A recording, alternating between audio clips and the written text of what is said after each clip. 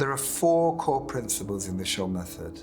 The first principle is the relationship between your head, neck and back, which is your body alignment, is the most important factor in affecting your performance.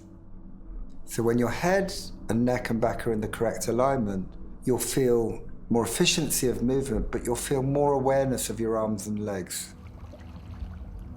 The second principle is to do with the difference between propulsion and direction. Propulsion is about the movements that make you move forward, but direction are the movements that steer you.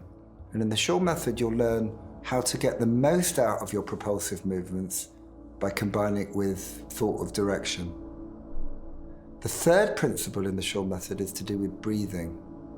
And one of the most important discoveries that I made in terms of my swimming was learning never to take a breath, but to allow the air to come in. Rather than gasping, it's much more of a passive breath. And if you breathe passively, stroke becomes much more sustainable.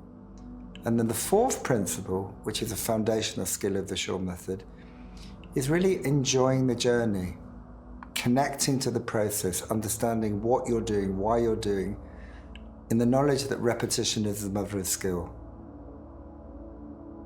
One of the biggest obstacles that people have in learning the front crawl is they overestimate the amount of effort that's necessary. But actually, if you're 40, 50, 60, 70, or even 80, if you learn to move mindfully, understand the movements that are required, it's very, very accessible. So the biggest obstacle sometimes to learning the front crawl is overestimating the amount of effort that's required. So when you learn the technique, you'll be really surprised on how easy it can become.